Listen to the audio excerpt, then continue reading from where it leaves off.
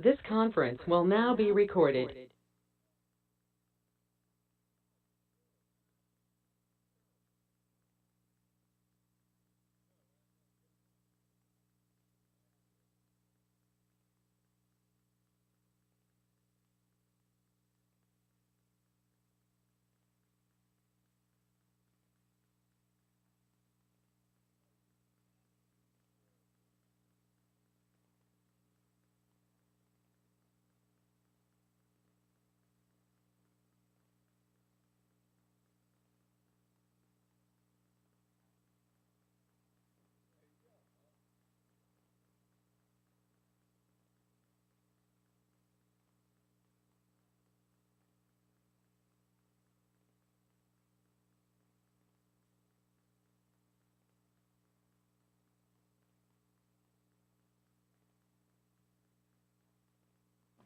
I'd like to call the meeting to order. As always, let's start with the Pledge of Allegiance and a moment of silence. I pledge allegiance to the flag of the United States of America, to the republic for which it stands, one nation, under God, indivisible, with liberty and justice for all.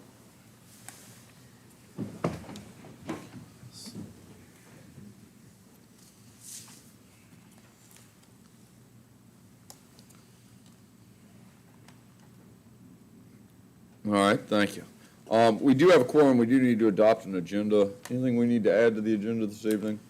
Mr. Chairman, the only note I want to make, and it's up to you if you want to amend, it's probably not necessary, but we did want to give the board a little updates on any committee, new findings, or kind of where we're at. There were a few committees that we needed to follow up on at the organizational meeting. Let's call that 6A. You want to do that on information and correspondence? It's Yeah. 7? Or that's fine. Do 8. 8? Okay. 8. Committees. Anybody else have anything we need to add? What would y'all like to do? Well, Mr. Chairman, I move that we approve the agenda as amended.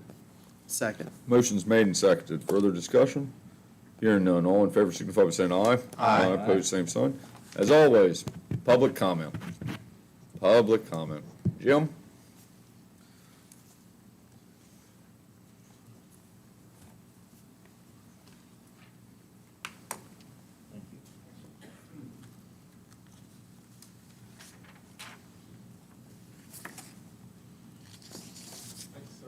Please.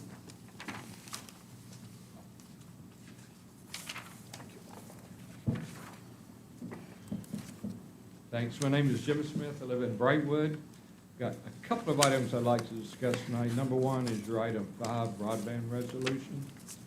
And number 2 is item 6, the strategic planning discussion. Since the second comment will be after those things are heard, I'll deal with them both first, if that's all right. I've addressed the tax, finance, rate, regulatory, capital formation, et cetera, issues of rural electric and telephone cooperatives for about 60 years now, certainly 50. And HB 800, which is before you, would really have deleterious effects, worse than those that are mentioned in your letter to oppose it. And those are primarily is that the way cooperatives work is that all the assets are funded by either debt or equity, just like everybody else. But in a cooperative setting, the equity belongs to the member patrons. So what this bill would do is essentially take our money, our capital credits, to fund a third party. Well, I'm not in favor of that. In addition, it would work to cross-subsidize rates from one activity to another. You look in a regulatory standpoint very, very closely if the primary candidate before the rate hearing has a subsidiary that is also benefit. I don't think that Rappahannock Electric has an ownership interest in either of the two broadband ISPs, but they would certainly look at that sort of cross-subsidy. So for those two reasons, and the third is, when monies come into REC for the purpose of satisfying the requirements that are established by other regulators, those that control the safety and efficacy of how wires are hung.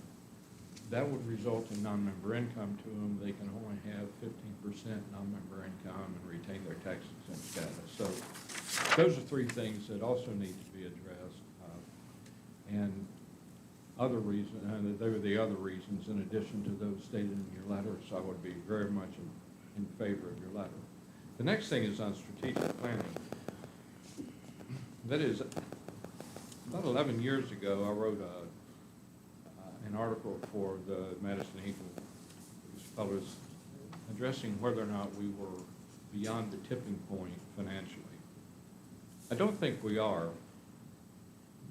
but I'm concerned and terror somewhat regards the dependency that the localities have on the state and the federal government. You'll see in the handout I gave you, I looked at about the last 11 years on the sources of the revenue as presented in our audited financial statements. The important thing to note is in 2010, the financial report of the federal government and all aspects of the federal government, with the exception of the Department of Defense, are audited. And the conclusion was in 2010 was that the projection of the report indicate that the trajectory of current policy is not sustainable. That language changed considerably in 2022 to say that we're on an unsustainable fiscal path. To determine whether or not a fiscal policy is sustainable, projections based on the assumptions contained in the financial report, and it does not indicate projections or forecasts.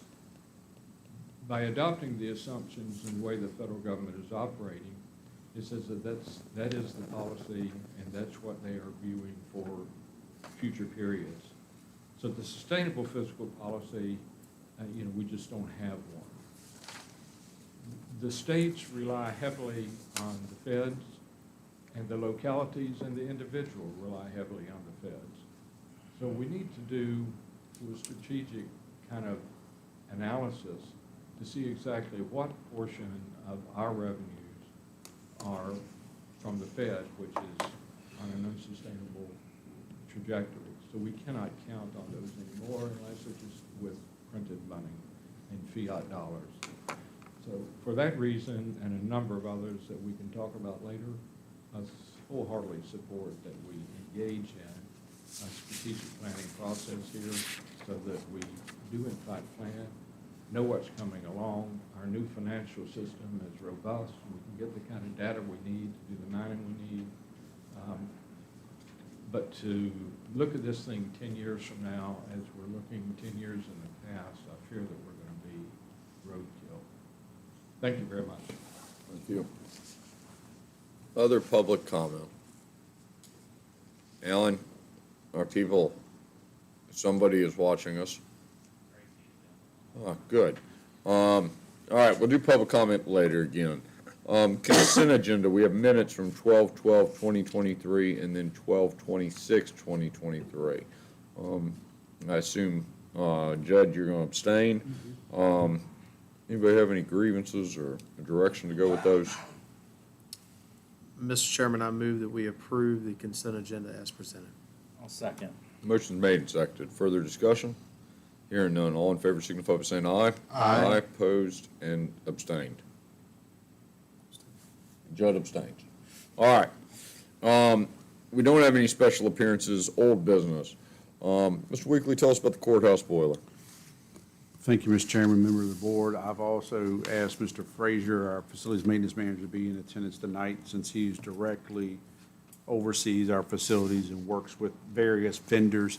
Last time, you may recall, as part of Mr. Frazier's monthly report, one of the items he reported on was a boiler failure at the circuit courthouse. We have two boilers there, so one of two has failed. Mr. Frazier has worked with our vendor, which is Riddleberger Brothers, for can you get the part that's necessary to make the repair to get this back online. We have talked to Riddleberger, who's the vendor, for the manufacturer and the manufacturer. There is no part for this unit. These are 2009 models, so roughly 15 years old. The life expectancy after talking to the vendor is 20 years, so we still had some life left. Unfortunately, there's not a third-party vendor that we could find this source. And Mr. Frazier can speak to specifics, but my understanding is the internal, it's a mold, if you will, of like a ceramic type mold. It's an insulator. It's rated up to, I think, 3,000 degrees. And just no one to cast that or have available. A quote was provided to Mr. Frazier. I spoke with the vendor as well. They've gone back and revised that some, not a lot. Originally, I think at 33,000, we're now down to 31,900. So, Mr. Frazier, if you don't mind coming to the mic, I believe he has a recommendation. I concur. I believe he's going to talk about a replacement, and I concur with that. And then Ms. Warren is here.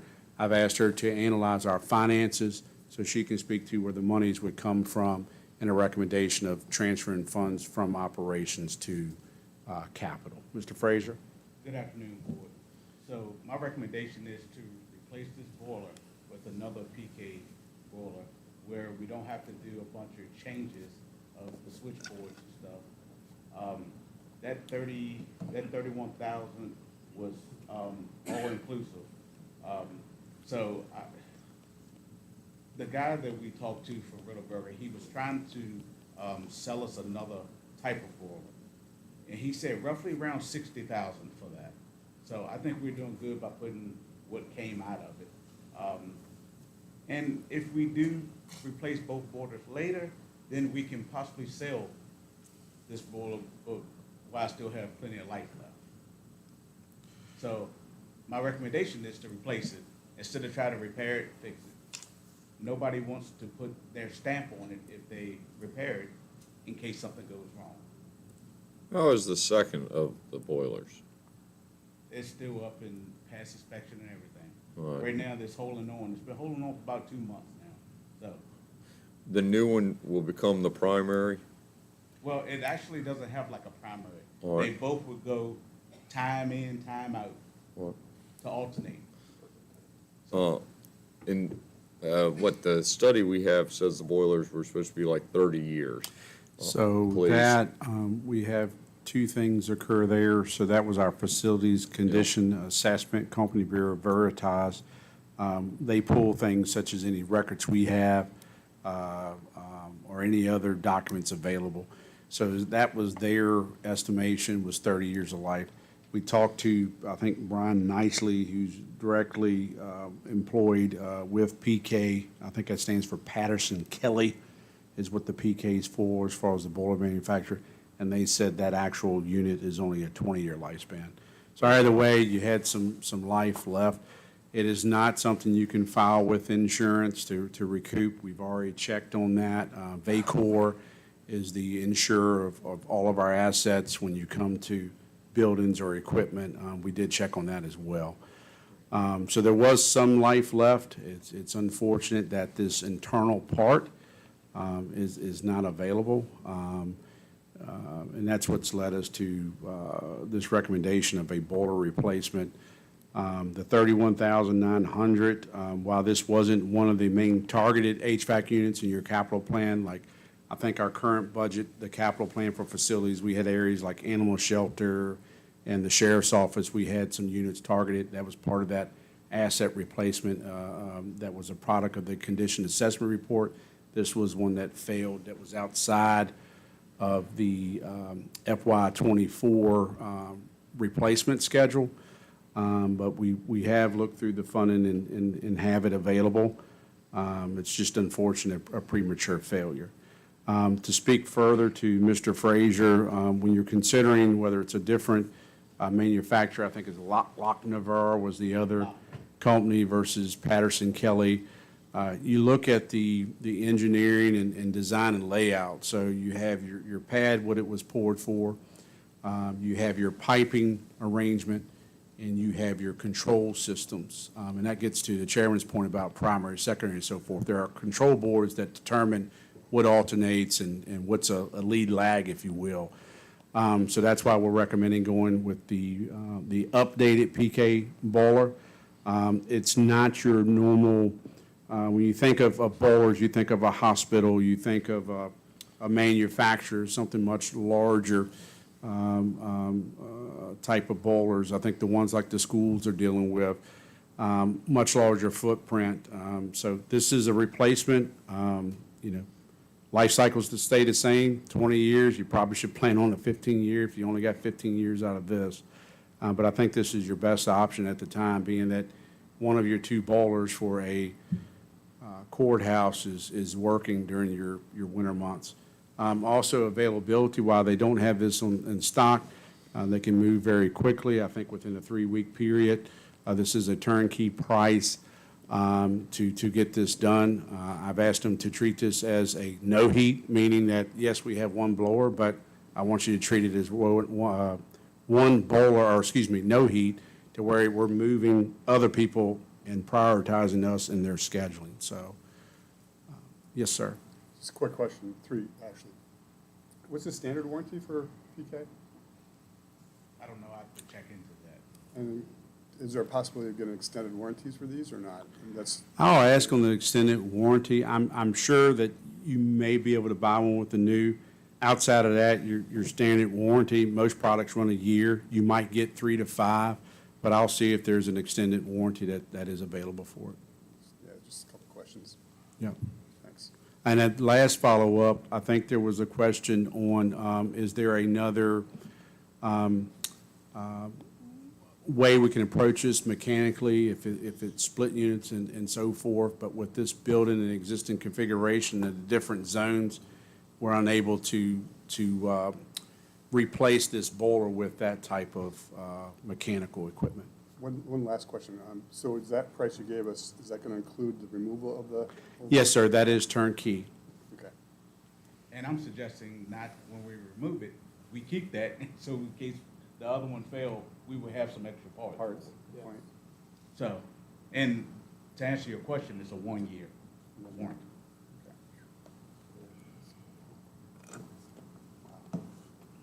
Stand behind their product for that first Did- year, though. Did it, like, do we have the state come in and do it? I know this is a weird question, but does the state come in and do inspections? Yes. Is that how it failed? No, we were actually getting the service, and, Riddleberger seen where Realized it was it was cracked. cracked all up, and Okay. it was real brittle. Okay, So, to me, that's saying that something was getting hot, yeah. Okay, so it's just a matter of time. all right, thank you. Anybody else have any questions before we talk funding? All right. Ms. Warren, you gonna tell us about funding? Good evening. We do have some capital funding for HVAC replacement, not much. Since this was not in the schedule and plan this year for capital, I've gone through our facilities and maintenance operations budget, and there are a few categories that I believe, based on where we are year-to-date and available budget, that we can pull from. One is outside services, one is repair and maintenance building, and one is repair and maintenance. And then there's also a parking lot paving. I forgot to ask Jonathan about this earlier. I believe I remember during our discussion that we are going to be waiting on that until fiscal year '25. It's possible if we can, I think there's only 4,000 in that line item. It's possible we may want to forego using those funds. We've got to address the large tree that fell over near the DMV, doing some property research. Unfortunately, we found that is our property. So I know there's some milling and things, and we haven't still, the problem with the paving, and sorry, I'm going elsewhere on this, is we have to get enough, say, a scope of work, some company actually to come out and bid. So for paving, Mooney, for example, is working on with Parks and Rec for consideration of another project. So to answer that question, we'll probably use some, if not all, that 4,000 this year. I think you were looking at the two different repair and maintenance line items. Yeah, I did some more analysis after we talked, and there's 4 categories I'd like to pull from based on our actuals. Outside services, repairs and maintenance building, and then we also have a separate repairs and maintenance, and then some from parking lot paving. So the request would be, and I think Mooney or Jennifer, you have in front, I believe it's 31.9, Yes.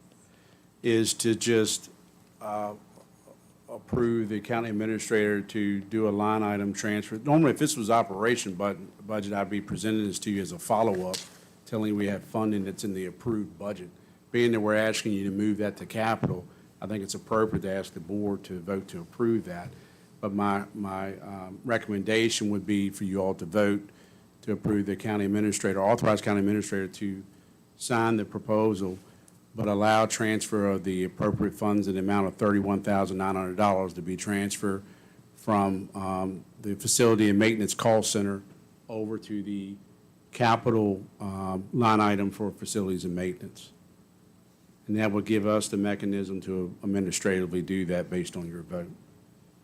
Does anybody have any further questions on this? Comments? What would y'all like to do? Yes, sir. Mr. Chairman, I move that we approve $31,900. I don't remember where it was being moved from. If Four you take this as a categories from motion, the operating budget of maintenance. Facilities and maintenance. Facilities and maintenance.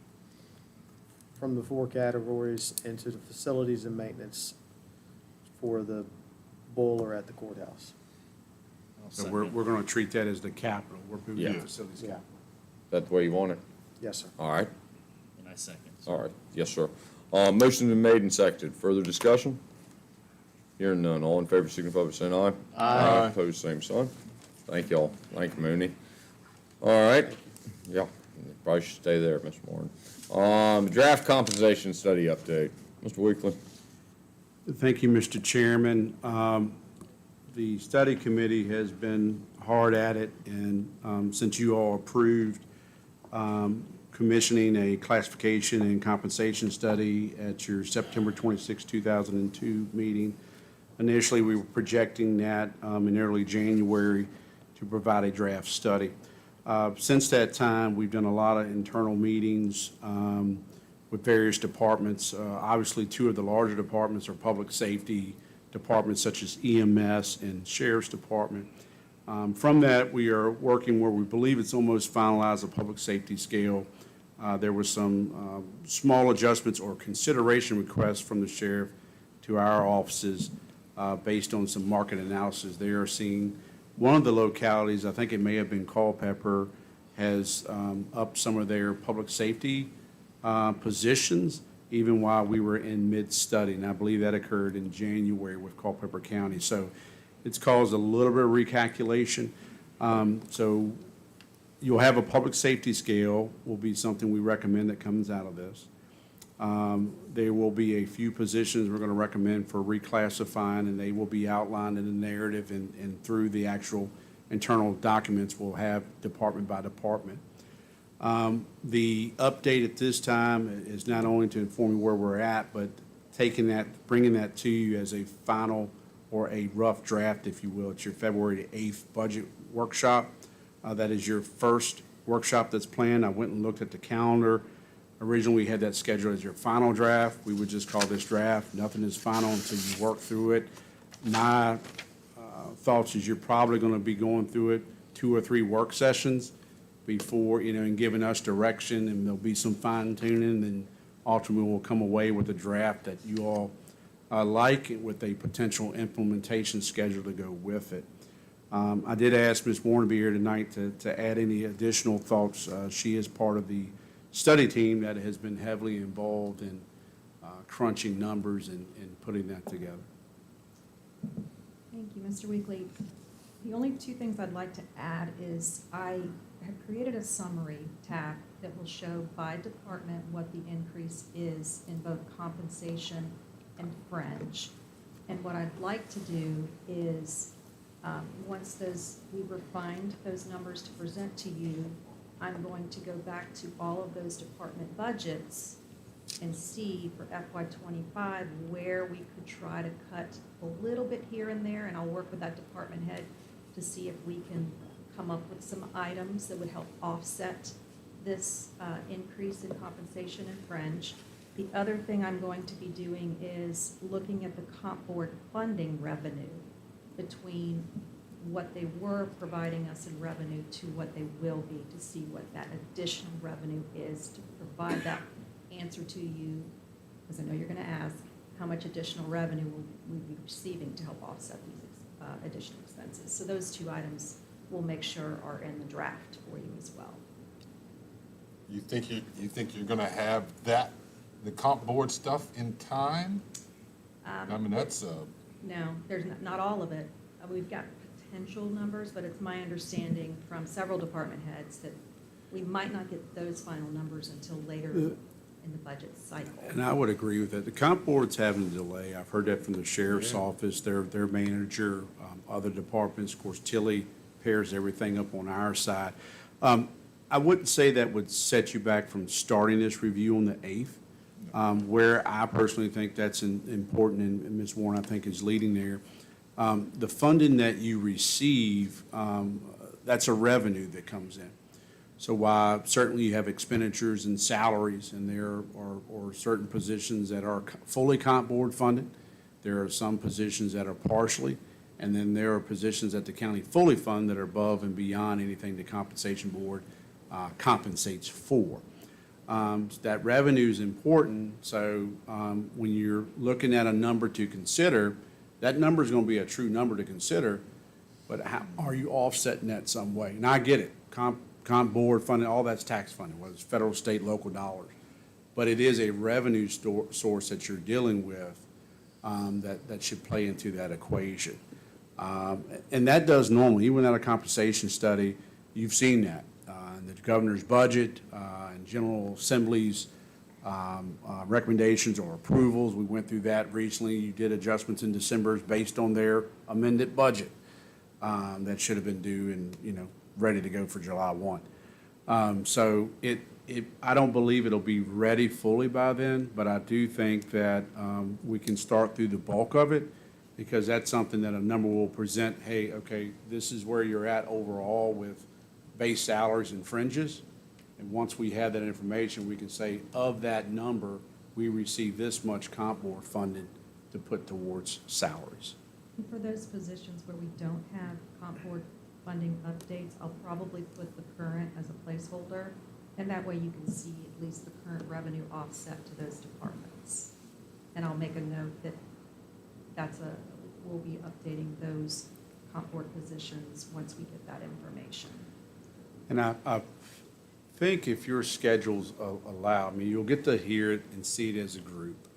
But what I'd like to do as we're getting this in is just have one or two of you come in at a time and meet with Jennifer and I, or the whole study team, and start looking at some of these numbers. Some earlier feedback, is, hey, put a percentage column, show the actual increases across the board.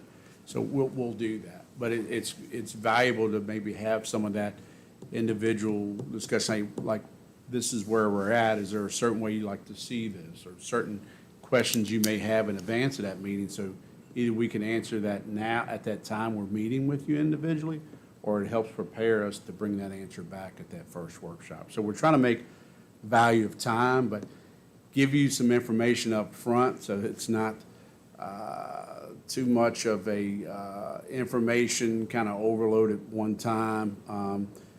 I think anyone sitting in this room can anticipate that this isn't a low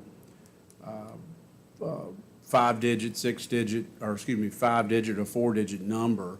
When you start looking at compensation studies, they're put in place to consider economic downturns, market corrections, and that's why I brought this to you to even recommend beginning that.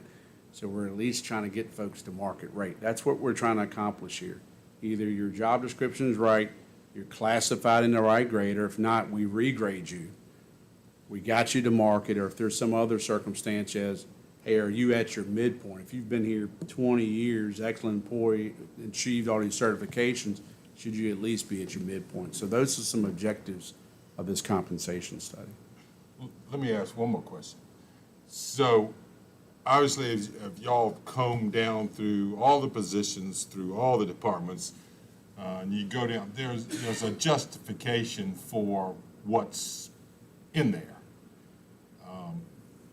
Can you put that justification out on that line item for those things? I mean, a lot of them will probably be the same, but you know what I mean? Yeah. So if you see something that's, 65% increase or a zero increase, what is the justification for that decision? Is that too much to ask? No, not at all. Actually, we have a notes column Oh. that we have a preliminary note in. I'll make sure that it's pretty thorough for you, but for example, no recommendation based on years of experience and Yeah, little okay. things like that we've put on the notes column, so we can do that for all. Oh, no question, it's already been done. I just wonder if it'd be too much trouble to put it on. No, because you're tracking different variables. You may have like positions, like one of the ones we recently evaluated, a PRA, maintenance technician. Should that be same evaluated, same years of experience as a facility maintenance technician? My answer would be yes. You may have some positions where they're locked into increases based on employment contract, so they get in certain certifications and certain milestones. That's an increase. So we would also evaluate their current market, what that salary should be paid. But there may be reasons for that to stay at zero because they're at a current market rate, but their increases will come through satisfying those certifications. So we do have those comments for those considerations. Where do job descriptions come into play here? I mean, you guys have all the job descriptions, I guess, and that's a big factor in slotting people in, right? Correct, we do, and we've asked we sent the job descriptions to the employees to make sure that. Oh, that's right. That they reviewed them to confirm, yes, this is what I'm doing, or if there were additional duties that weren't in there, they added those, or they took away if they're not doing that. So we've done that exercise. And also we had the survey of all the employees that we did to ask them those specific questions about whether they feel like they're fairly compensated, how they feel like they are gauged to the market, things like that, that we've asked as well. So we have a lot of data. We've combed through a lot. So it's taking a little bit longer. And the department heads have been fabulous to really give us feedback. So I will say that meeting with them in advance of providing you the first draft has been very, very good. It should hope, set expectations, let them justify if it's something different than what we're seeing. So no one's kind of caught by surprise on analysis of where we're at before we get here. And part of that too, we were able to catch them not only for their regular budget discussion, then we had that compensation discussion. So we kind of killed two birds with one stone.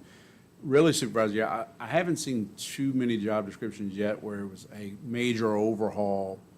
I'm doing a lot more, a lot less, reclassification of title. I think there's a few in there, but I would say a few is, maybe a handful or so. The one that sticks out is Carl over in the buildings inspection. He had a lot of additions to his job description. Certified. Yeah, well, and we have them on a pathway through a certification process. So. Yeah. Good point. It's a lot of information. It's gonna It take is. several meetings to get through with multiple rounds of questions. And Ms. Warren and the whole team and Jonathan, Brian, and Tilly have worked through it pretty extensively. And we'll kind of go at it like that. Anybody else have questions or comments on this? All, I should know this. Please. How many employees do we have? With part-time, I believe it's 132. it's a lot. It's a lot. All right. Thank you. Thank you. New business, Madison County Fair waiver request letter. Mr. Weekly. Thank you, Mr. Chairman. This is pretty consistent every year. As part of the fair operation, which is one of the main attractions that comes to the county every year, right? They're asking for exemption of fees which, any disposal or refuge, so you have your waiver request for landfill fees or transfer station fees, building inspection fees because those rides and tents and all have to be inspected, and any zoning fees. And they're announcing too, the week of the fair is July 17th through the 20th. They state, nonprofit, good, safe family entertainment. But this is in line with requests they've made in past years, but it should be made as an annual request, because we don't take any assumption that it's a board's decision on that. But you have normally granted waivers, so it's up to you to decide. This request put in front of us, we can't grant waivers, that's the board's purview. Questions on this? We do it every year. People seem to value it. Yeah, Mr. Chairman, I move that we exempt the Madison County Fair from landfill fees, building inspection fees, and zoning fees. Motion's made and seconded. Further discussion? Hearing none, all in favor signify by saying aye. Aye. Opposed, same sign. All right, broadband resolution. Thank you, Mr. Chairman, members of the board, and we do have REC, Mr. Ponton and Mr. Henry in our audience tonight. Not putting you in a hot seat, just recognizing our guest. It was brought to my attention, and there are other counties that either have passed opposition letters or will be considering it this week at their board meetings. Staff recently learned of House Bill 800, and I believe there was actually a Senate bill that just dropped today, Senate Bill 713, that is mirroring this. So while this is set up for HB 800, I just learned of a Senate bill today. This bill, it appears to shift cost. I know specifically for Madison County, our main provider through the VATI grants has been Firefly. They did a lot of assumptions and calculations for their make-ready work. It's my understanding that there's an ISP out there that's not them that is pushing this patron to move forward on this bill. This goes through, the buck only gets passed on to one person. There are make-ready costs that cost cooperatives, not just REC, there are other cooperatives in the state. If this goes through, it makes that make-ready cost. So think of, you're running a strand of line. There's a visual in here that I think the Virginia Electric Cooperatives provided of strands. You can bring that up if you want. But any work associated with the make-ready, so if the pole is claimed to be not fit to carry that extra rate, a new pole has to be put up. Any of those additional costs, they get passed on to cooperatives. They're going to get passed on to the ratepayers. So I know that's a quick summary of it. I personally oppose this as a citizen, but I'm speaking as a capacity of the county administrator. I've learned Louisa County has passed this resolution. We changed some wording, but for the most part, it's very similar to Louisa's. I will say the last bullet point, thank you, Vice Chairman Yao. A small edit, if you can bring that up, Kim, the last bullet point of that resolution. Originally, there was around funded by cooperatives, was in parentheses. We've removed that. Supervisor Yao had a good point to reword that, take the parentheses out, where it says make ready work to be funded by cooperative each time, which makes it clear that any additional changes to the standards would compel the make ready work to be funded by cooperatives. By extension, would move over to the ratepayers. So you have also a letter in here in your packet, REC's opposition. VACO has, and there's an email in there, taking a stance on this. So it's not just Madison County. Other partners who've been part of the Thomas Jefferson Planning District Commission, who've also applied for VATI grants, Louisa, Fluvanna's getting ready to hear this, all opposing this bill. So my recommendation for you tonight is to take in consideration of staff's recommendation, our current neighboring partners, their opposition, our cooperatives' opposition, and we recommend the board consider passing resolution 2024-2 with the minor revision as stated and thankfully provided by Supervisor Yao. Mr. Pun or Mr. Henry, y'all have any comments on this? Please.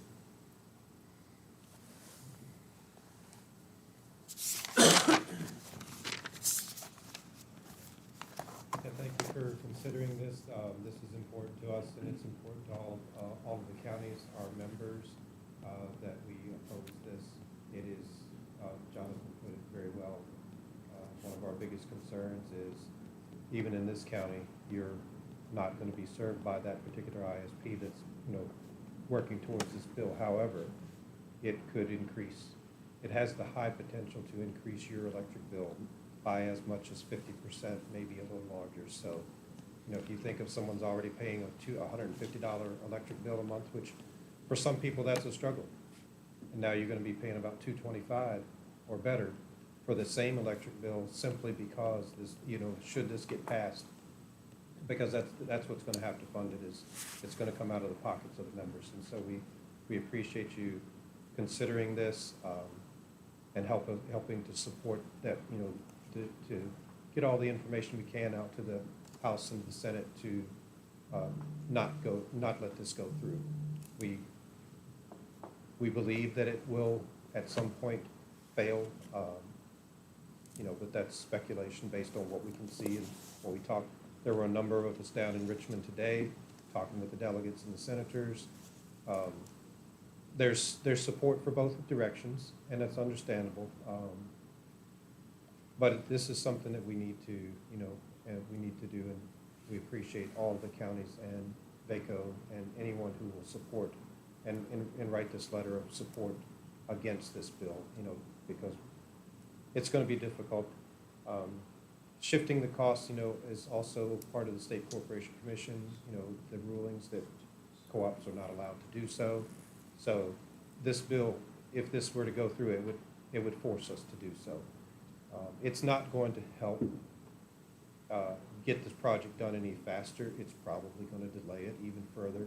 Now, you all don't have that consideration because you're working with Firefly and REC, and that project is outside of this scope.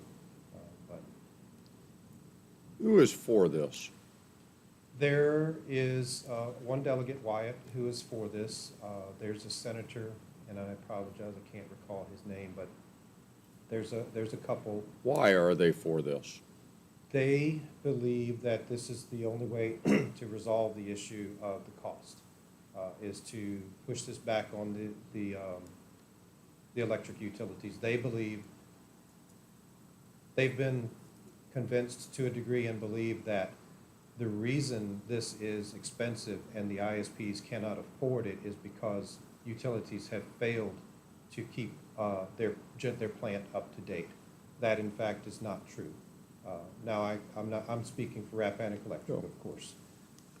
In our case, we have programs that we routinely inspect poles. It's on a 5-year or so rotating basis. So we constantly have companies in the field.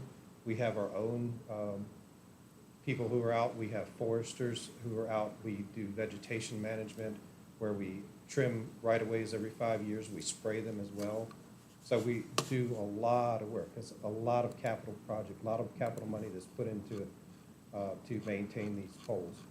Now, where they're coming from this on is today's NESC code standards. Should you place a pole today, yes, there's a different standard than it was 20, 30 years ago. However, that pole that's standing out there today for electrical plant is perfectly fine. Should no other attachments be needed, there's nothing we would do. Should we find with these inspections that we do routinely, we find a pole that has degraded, maybe it's starting to get rotted, woodpeckers, things of that sort, we will of course replace that. And we understand that is our cost. But, the point that we're, all the utilities would be looking at this from is the plant today for what it was put up for is perfectly fine.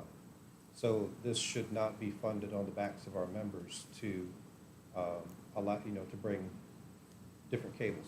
We want this to be successful, just like in this county. We want to be able to help. We're doing what we can and to be able to support the ISPs and support bringing broadband, because there's a lot of funding out there, and if things aren't taken care of, in a relative short amount of time, which is the few years window, all that money goes back to the federal government and it's gone. This is a one-time chance, so We as Rappahannock, you know, we've been working with the ISP, even from the CEO level.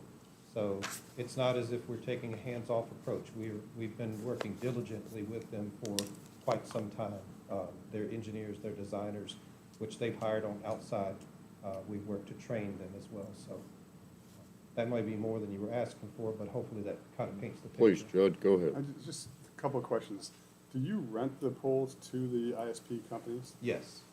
So if for some reason this got passed through, could you just not increase the rent of the poles to cover the cost? How much are we talking about? Like, how many poles are bad? It's probably in the range of 10 to 15% of the poles that would have to be replaced. And in a lot of cases, it's not that they're bad, it's clear, it's height. Oh, okay. That's a lot of the issue, especially on some of our, you know, our lines, you know, there's 35-foot tall poles.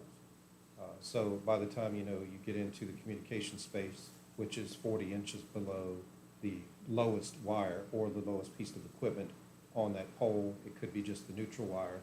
All of the communications companies have to attach at least 40 inches down. And so then if there's already attachments there, then that pushes the next one even further down. So a 35-foot pole, especially with a long span, maybe across an agricultural field, across a roadway, that's not going to pass. So you know, we need to increase the height, could be 5, 10 feet. So that's where that pole expense comes in. Is there anything saying that you can't raise the price to the ISP companies to cover your costs if this bill passed? If the bill passes, the ISP is not responsible for the cost of that pole at all. No, That- but the rent that you're charging them, can you increase that so that the people aren't charged? for That is a possibility. You know, it's a possibility that it could increase it, but it would have to be a very substantial increase.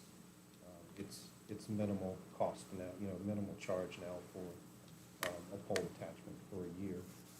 So it would have to be quite a substantial increase to pay for the pole, because it's not only the pole, it's the labor, the construction to be able to do that, permits sometimes. If it's a road crossing, you have to get a VDOT permit.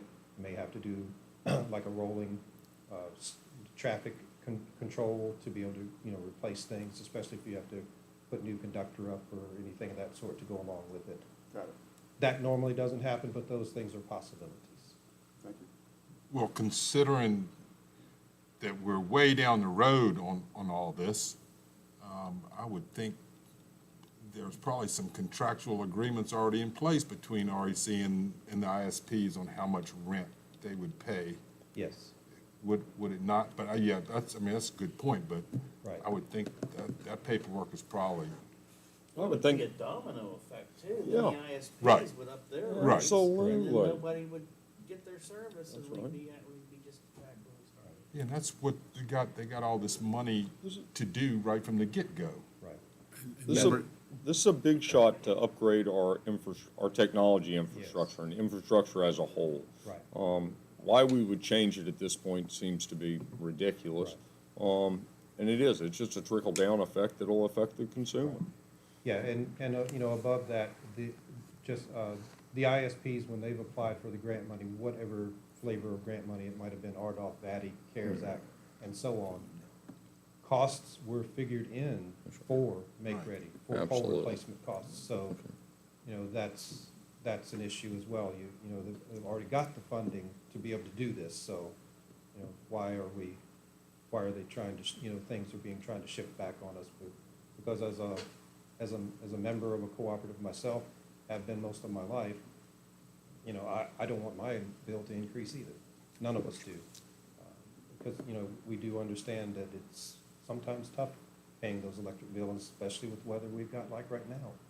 You know, the meter spins, either you stay cold or, you know, you keep your bill goes up. So we appreciate you considering this and your support on it. Jim, you have comments down there? No, I'm All right. Or Please. should we expect a bill come out of the Senate that's gonna try to do this same thing? I'm looking, I was just made aware of Senate Bill 713 today, which seems to be the comparable of House Bill 800. The chairman asked about sponsors. I don't know if you want me to list Yeah, names. the sponsor on the House bill was what, Wise County? I'd have to pull up the individual. Isn't that I'm what we figured showing, the other day? Yeah. on House Bill 800, I'm showing 8 sponsors. I generally don't, I don't try to say this in a way that I represent any, I'm just giving you the breakup. There's 8 people, there are 5 Democrats, 3 Republicans that are sponsoring this. I'd have to click on to see which ones. I don't recognize any of these names, so I know they're not patrons from our district. I can read those names if you want. On the Senate Bill 713 side, there are 2 senators that are sponsoring that, a Senator Dave Marsden and a Senator Lamont Bagby. And that looked like that just dropped today.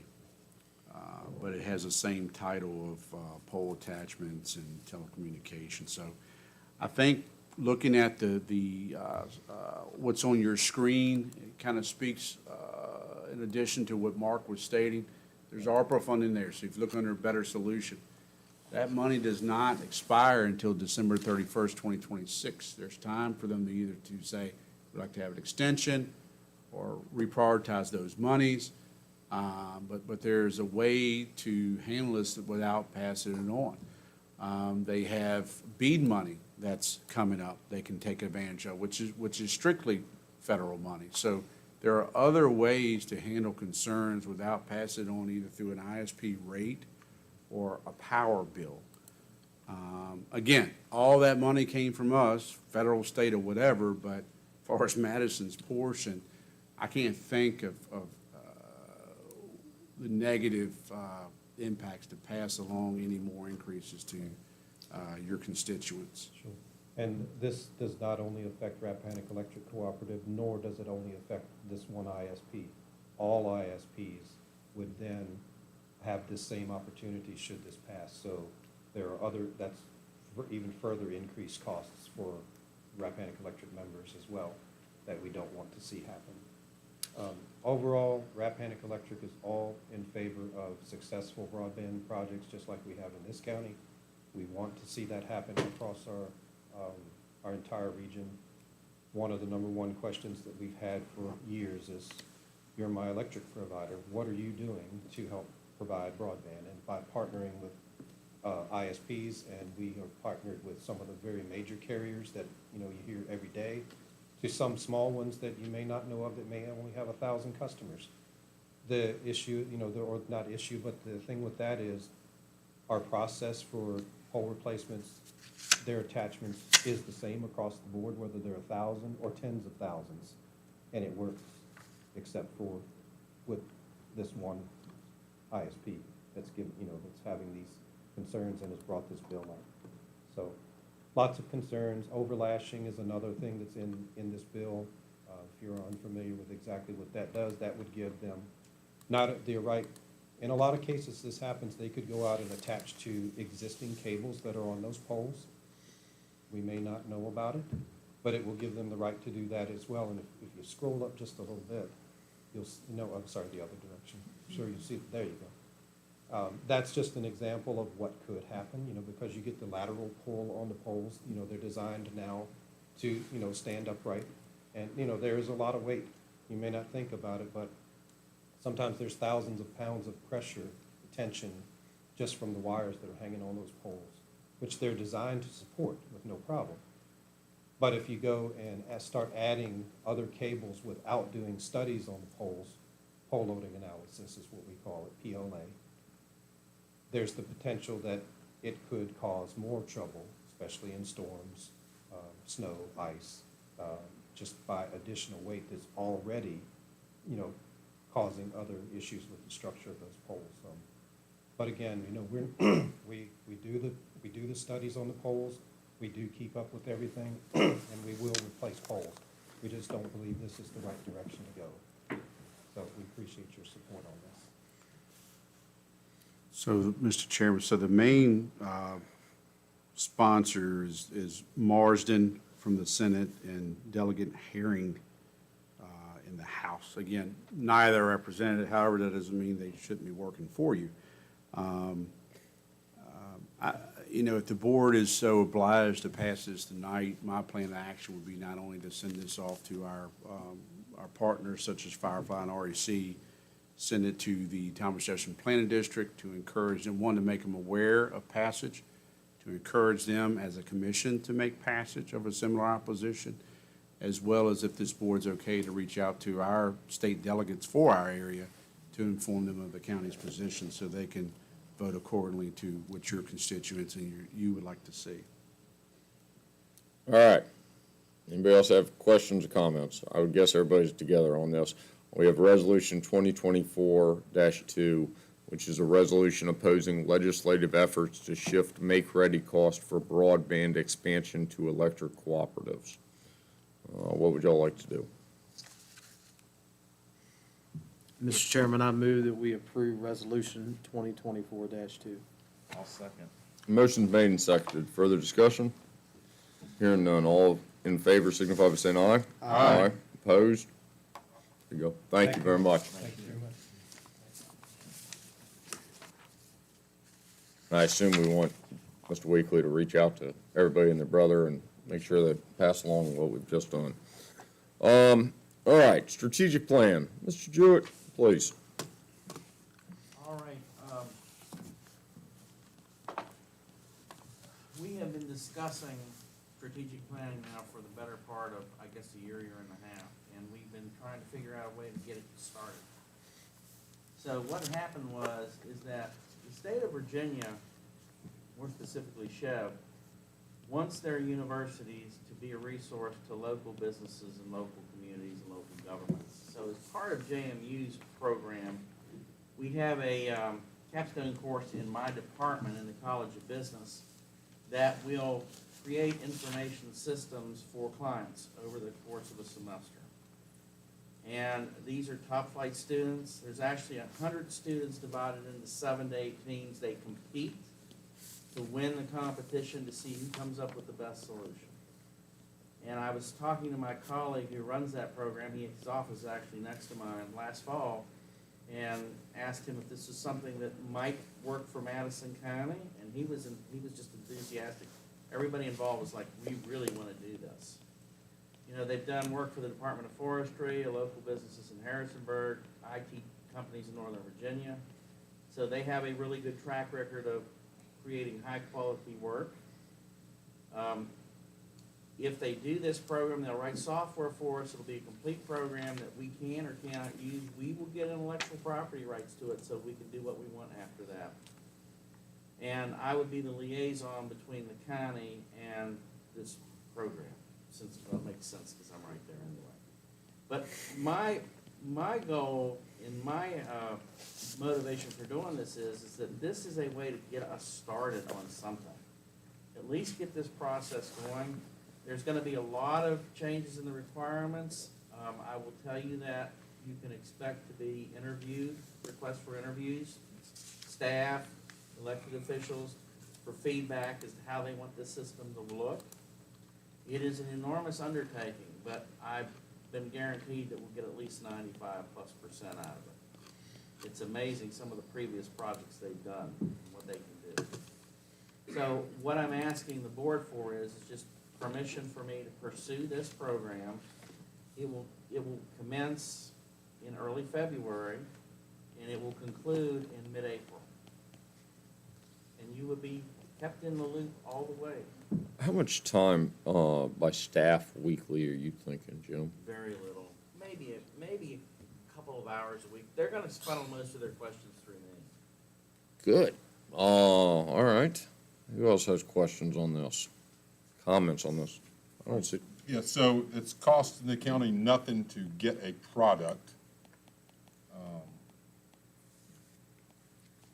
Yeah, I guess, when I first got your thing about strategic plans, like, okay, so we're gonna have to pay $80,000 to $100,000 to get something like this done, and then the next day I got to pay for it. Right. So that was my immediate, I went to my computer and typed that up. It's like, how are we gonna get this paid for? And then the next day, I saw where you talking about this. Yeah, the I guess- no cost. Huh? The no Right, cost is no co- big, yeah. So I, quite frankly, as an accountant, accountants, we work on the other side of visions and stuff. You give me the vision, I'll help you tell you how much it's gonna cost you maybe. But, so I've always been a little skeptical of how much you would get out of a strategic plan versus what you put into it and all that stuff. But, hey, I'm willing to learn. I'll sit here and say I am ignorant of, I went through this matrix and there's a bunch of terms in there I'm really not familiar with. But, And this so. will be refined in the next couple of weeks, so if you have any input, and I'm gonna ask staff, are there any other areas we wanna focus on? But if this was gonna cost us anything, I'd have never considered it, believe me. The only cost that we may incur at some point would be, if we adopt the software, can we host it on our on-prem servers? Or would we need to spin up servers in the Azure cloud, which we currently have a contract with? So that's where it's gonna be developed in Azure. So that, I need to work with IT to figure out what a prospective cost would be if we adopt it.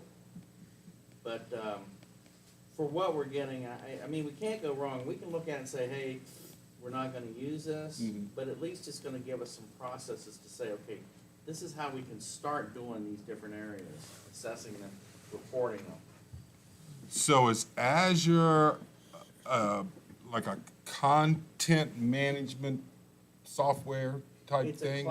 it's Microsoft's cloud services, and it's got a whole family of Of different stuff. software. Okay. All right, well, Just like I'll learn. AWS is Amazon's. yeah.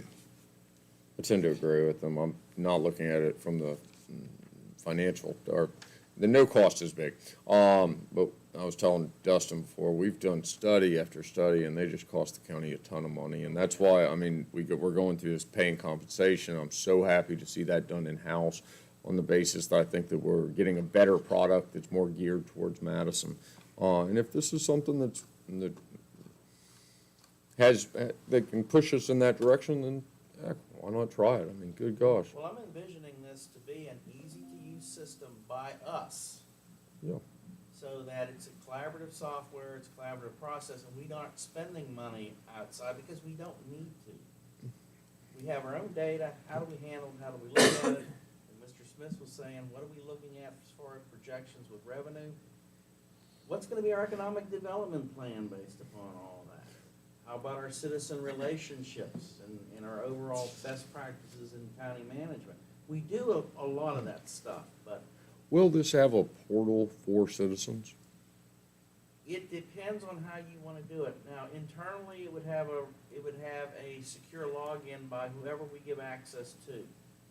But the reports that we would, and it's all public information anyway, there's nothing you're hiding in it. That's right.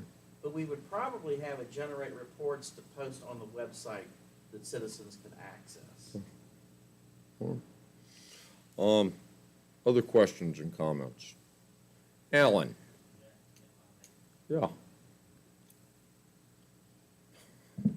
Just as a comment on the Azure server thing that we discussed, eventually the county will be going to Azure. We probably will be hosting our own server that's basically nothing but Azure. I would see us basically integrating with that. So if it's already planned in the future, we will be having an Azure server. I could see this coming right into it. If we're gonna do it, might as well. That would just be IT's point at this position. I don't really know what else we would need to, but we can certainly get you quotes for anything else that we would need hosting wise. I want to involve you all in the process, obviously, it's gonna be integrated throughout the entire process. Thank you, Alan. Other questions or comments? Just Supervi- having these people mentored by Deloitte, the big four, you can say, I Mhm. mean, that's amazing. Like, Well, I'll tell you that the cream, our average starting salary out of my program is 80,000 plus, usually a 10,000 signing bonus. We've got some of these kids starting at $130,000, mainly because they've had at least one or two internships with Amazon, with Deloitte, with KPMG. So they're, you know, it's not, not throwing this to an incompetent bunch of students who don't know, and mentors, we've got big league mentors, not only from Deloitte, but we've got JMU alumnus coming from all these different companies that come in and help us with this. So you've got some firepower behind us, and it's not gonna cost us a penny. Makes sense. And they'll be able to explain it to an ignoramus like me. That's part of the project for them. Yeah. good. Requirements, communications, and one element that this is gonna introduce into their project that I'm not sure has ever been before, but FOIA consideration, meeting code considerations. They're gonna have to realize that they just can't talk to more than 2 of us at a time unless it's an official meeting. Anything that they produce is FOIAble. We also have to make sure that we keep, because of FERPA, that they're very careful that they don't divulge any of their student information, which they usually don't. But there's gonna be a legal dimension to this that they haven't had to deal with before. How many students will be working on us? 100 will be divided into 7 teams. They'll all have the same project, and they're all gonna compete to be number 1. It's a competition. That's cool. All right. Do we need a motion on this? That's good, Hannon.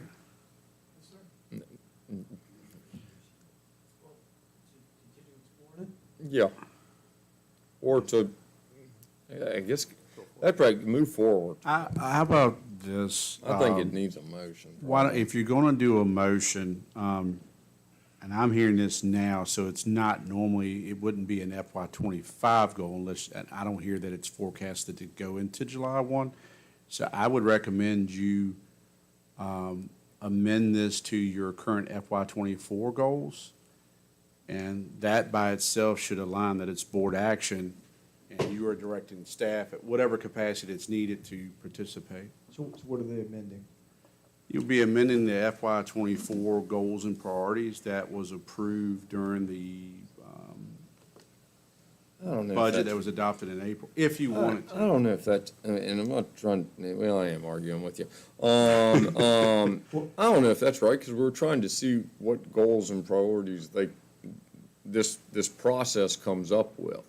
I would think that the motion would be that we would authorize Mr. Jewett to work with students over at JMU to come up with a strategic plan, and him act as the conduit between us. And is there any sort of step in between Mr. Jewett, which is, Hold on. sorry? He said it. So So moved. Is there a second? A second. Motion's made and second. Back to discussion. Go, Hannon. Is there any sort of intermediate step here where they take this on, kind of frame the problem, and then come up with an early kind of plan of Yes, action sir. for the board to consider? And then it keeps moving in iterations from that? Once if Or we is it commit to the just green light project, and go? we're just gonna do it, and then the board will have input, and at the end of the process, the board can say, okay, we're gonna go forward with it, or thank you very much, we're not. It's relatively quick. I mean, it's gonna happen in Well, a it couple of has to. months. Yeah. Very good. All right, motion's made and seconded. Further discussion? All right, all in favor, signify by saying aye. Aye. Pose same sign. And I abstain, Mr. Chairman. All right. Thank you, Jim. That's exciting. Yeah, well, it is kind of exciting. All right, And Mr. Jewett, if you Please. need any help from me in regards to deconflicting or educating anybody on that, just let me know. I definitely will be in contact. you ever done one of these before, Hannon? 400 or 500, but Yeah, that's the way to be. He's got experience. Call and bother him often. Information and correspondence. Brian, tell us about the wildfire recognition.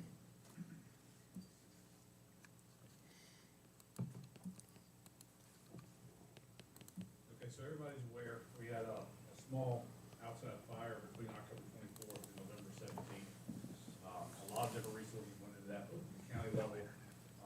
Volunteers, right now I have 44 names, people around the county.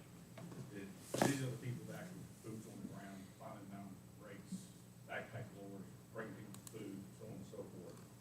In addition to that, there were 18 volunteer fire companies, EMS providers, and emergency management agencies from around us.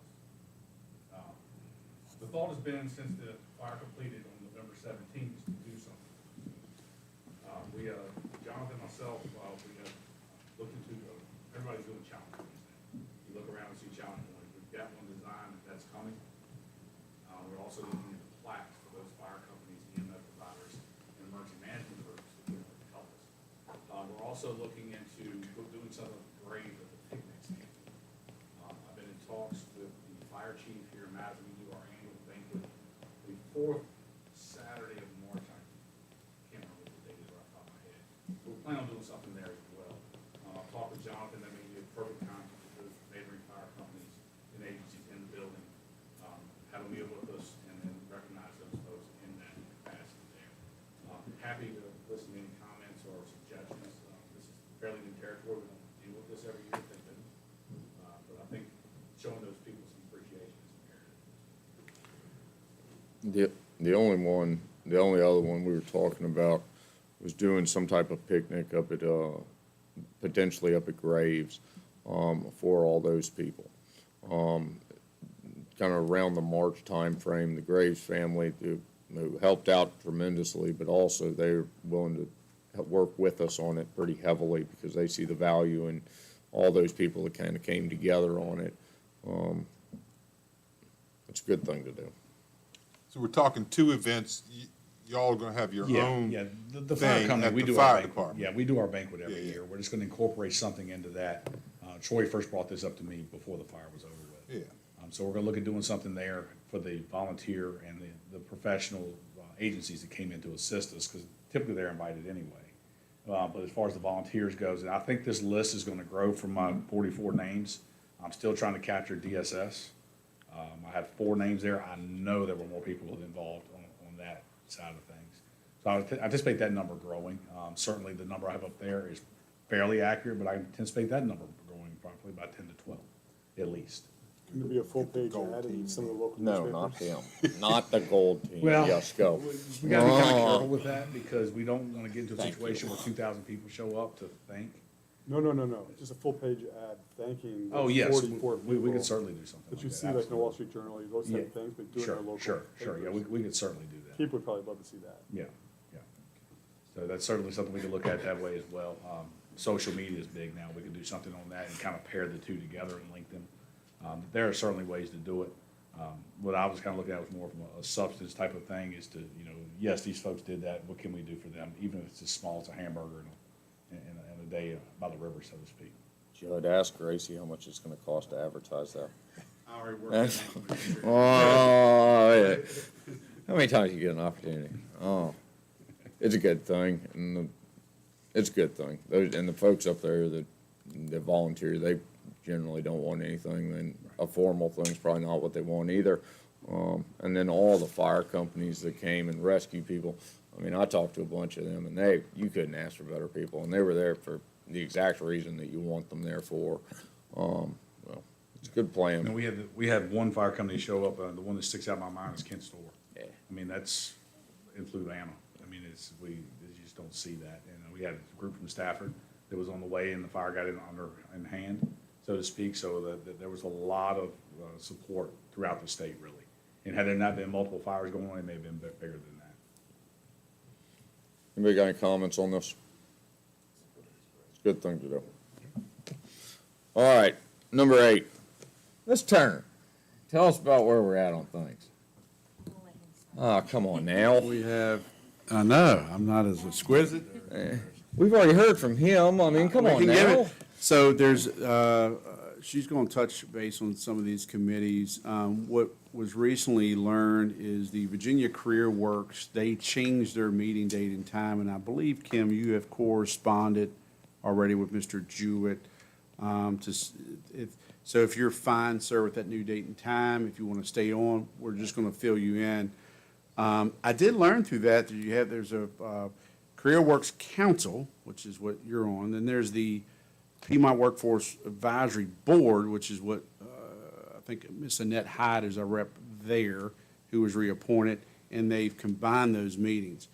I did reach out to the schools before I got all this education, and should there ever be an opening on the advisory board, Betty Jo Wenham, who's the principal of Madison County High School and leads that CTE effort. I'm on that CTE advisory board, would be definitely willing to serve. It seems like workforce development, readiness, there's a youth component to that too. So in the future, should there be an advisory opening, the council, it had to be made up of a local official. So that was a requirement because federal monies and all that passed through. So Kim will update that. When is the meetings? When are the meetings? They are, you read my Post-it note, I love Post-its around here, March, June, September, and December.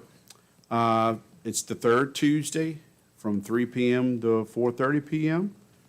They have one virtual meeting, and June is the annual meeting. Excellent. All And right. Kim, I think you had some updates on. Jim, you're still, yeah, got it. Alrighty, so when you all, got a long list of committees at your organization meeting, we talked about Encompass Community Supports Board.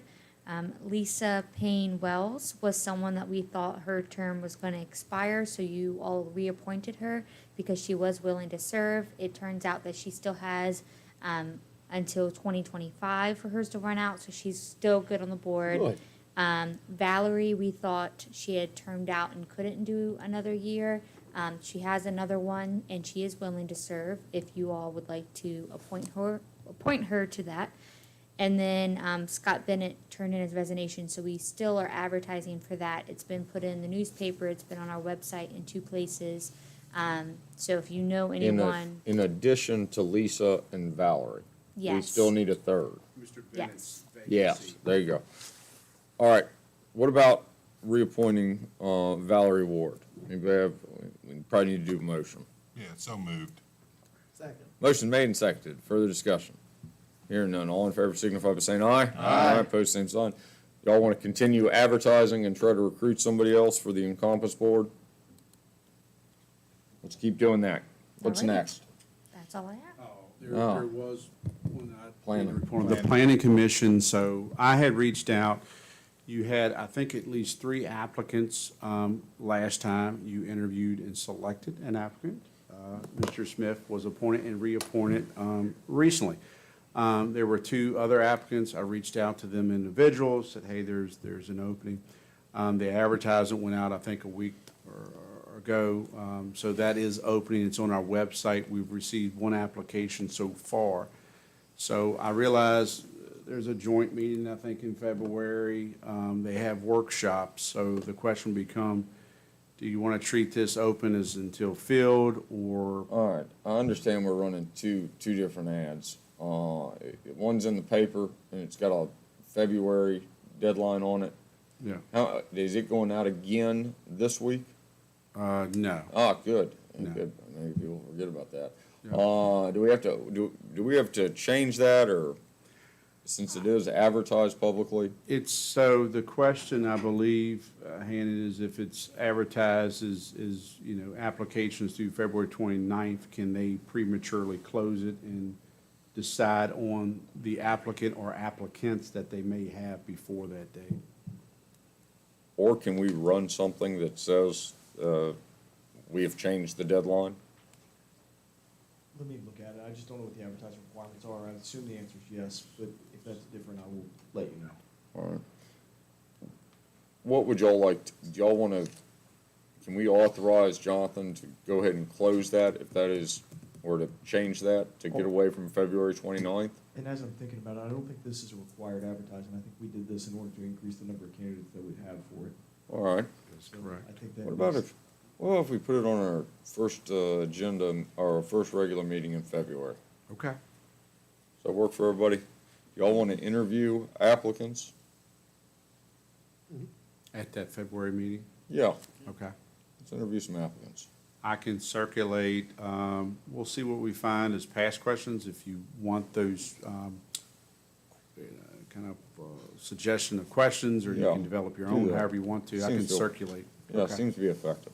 Everybody okay with that? Yes, sir. All right, let's do that. And Mr. Chairman, Sure. to the extent that we can go out and correct it at all the places that we can, whether where we post it or on our social media sites, if we can change any current advertisements, we should. Yes, sir. All right. Anything else? All right. Anybody else have any information and correspondence? All right, public comment. Public comment. All right, no public comment. All right, we don't have a closed session this evening. What would y'all like to do? Move to adjourn. Second. Motion made and seconded. Further discussion? Hearing none. All in favor signify by saying aye. Aye. Opposed, same sign. Thank y'all. Thank you, Mr. Chairman. Yes, sir. Well, This thanks, Jim. conference is no longer being